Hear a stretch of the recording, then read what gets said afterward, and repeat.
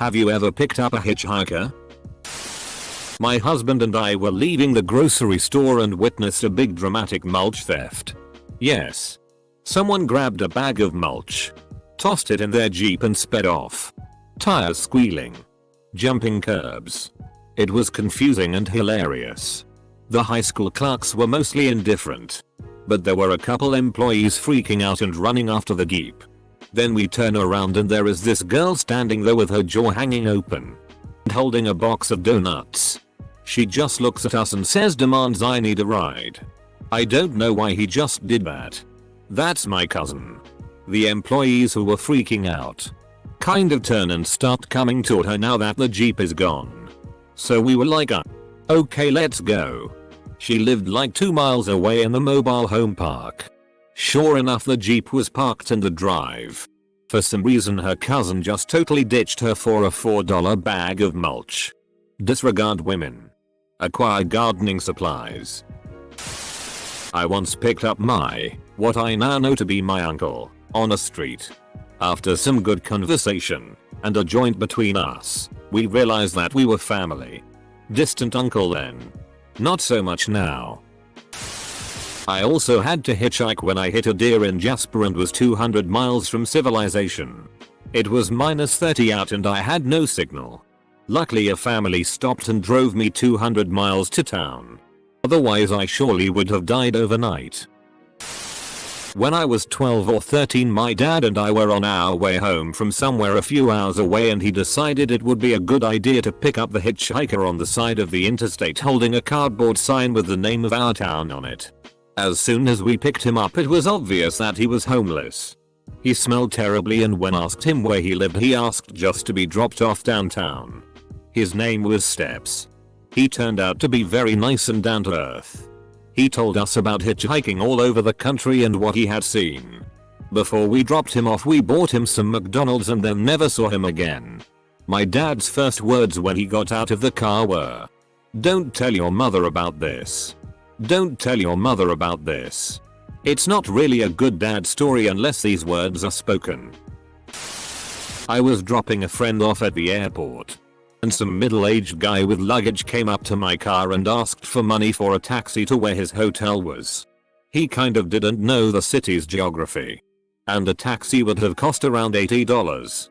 He didn't look too happy when I told him that, and explained that he had just flown in from a job interview in Detroit, and was in town for another job interview the following day. After hemming and hawing, I let him jump in, and drove him the 40 miles to his hotel. He was apparently an engineer, who, I kid you not, worked on rockets, the space shuttle, and other various flying things. He said he was on his last, and these job interviews were the last bit of hope for him. He just talked the whole time about his previous jobs and various 3D rendering software technology. It was my first time picking up a hitchhiker, and he wasn't creepy at all. TLDR. Picked up a hitchhiker. Didn't even get a hand job. Did you even ask? I picked a guy up one time who started out being friendly. He then made some joke about stabbing me with this strange laugh. Like it was a joke but not really. I told him to get out. Guy. How funny would it be if you fell on this knife a couple of times? Oh why? Oi oi oi oi oi. Asterisk. You. Get out.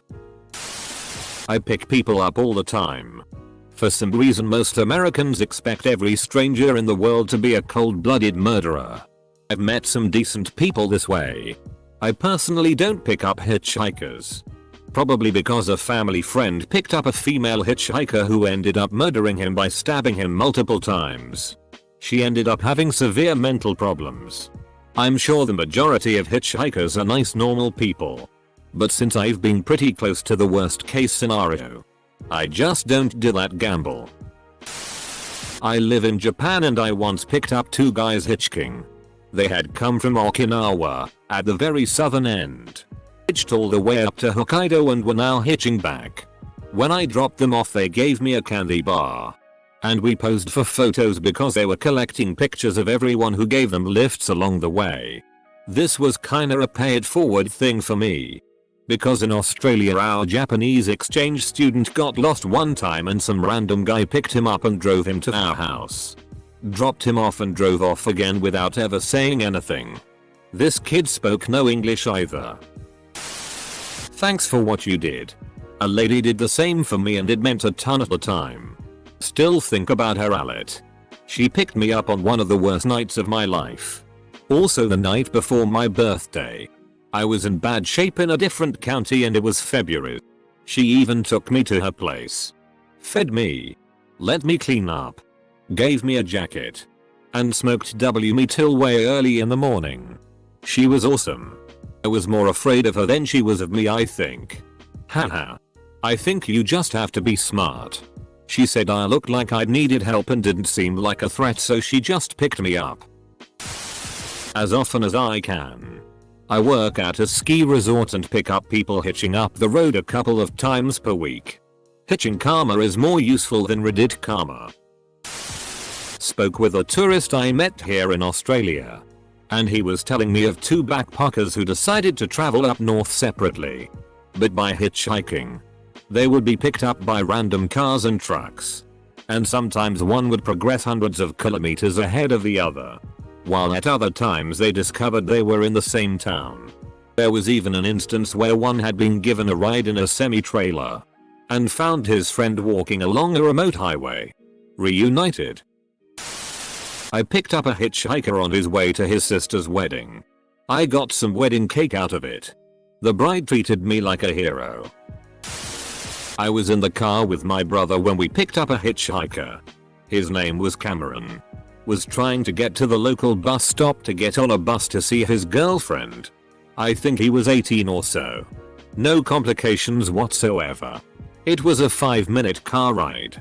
He just made some small talk. After we dropped him off. My brother said to him, "Have a nice life." I thought it was funny at the time. But then I realized that I was never going to see that guy in my life again, which is still a ridiculous idea to me whenever I think of it. Sorry, mine isn't as interesting as some others. How was that a pun? I think you meant, no racism intended. I have. I picked up a guy down in Dayton and drove him 30 miles north. He smelled funny but was nice. He was telling me about this driver in Tennessee who purposely hit him with their car. He had a huge gash on his arm that looked gnarly. As chance would have it, I had recently got a piercing, so I had a tube of Neosporin with me. It wasn't much, but I gave it to him when I dropped him off. I was a tad nervous picking up an older male hitchhiker since I am a female, and at the time I was maybe 19, but I am glad I did it.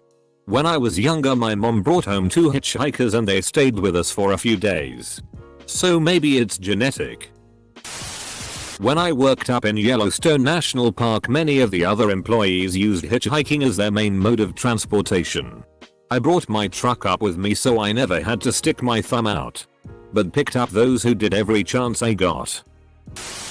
I picked up some guy by my school once who needed a ride to his apartment about 10-15 minutes away. Not really as cool a story as yours. But he needed to get back to his apartment because his brother's kids were being dropped off there by a bus and he would have missed them otherwise. He ended up talking to me about how DNA is like a programming language. I'm a software engineering major, and like all programming languages, someone needs to give it meaning for it to do anything. That's why he believed in God. Someone had to give DNA meaning. Or else it wouldn't do anything at all. I thought it was a pretty interesting concept. Though I still don't believe in God. I have given 2 different strangers rides. The first was a homeless man that had a bag full of empties and was trying to get to the store, but his bag ripped a mile from his destination. The second was a guy that tried to sell me some crack and pot outside a bar. I gave him a ride back to his house on the outskirts of town. I actually had really great conversations with both of these guys. Mostly about their criminal pasts and the downward cyclic spiral that the justice system forces them into. I'm going into forensics, so we actually had really constructive talks. First time I picked up hitchhikers was when I was in Banff on a court and decided to go skiing. I had reserved a small rental car, but ended up with a Dodge Charger that looked like a hearse. On my way back to town from the hill I saw a couple of kids with snowboards in their gear, offered them a ride and they were dumbfounded, leading themselves to walk quite a ways carrying their boards. They told me that they always walk because nobody ever stops for them with their boards. By chance I had this massive rental car and lots of time to kill. The look of stunned appreciation from people not expecting a favor is awesome. That's not a pun. No. My friend used to walk to work carrying an empty gas can. He always got picked up. No. True story, 2 guys posing as hitchhikers brutally murdered a family friend. No. I haven't. Because I've been spoon-fed paranoia my whole life about picking up hitchhikers. However, if I'm ever walking somewhere on a highway without a ride, I sure as hell hope it's you that picks me up. It's the American thing to do. I used to pick up hitchhikers with my friend in his old beater car. The key would slide out of the ignition when it was turned on. It was so worn out, so we used to pick people up, give them a beer and converse until they asked where we were going.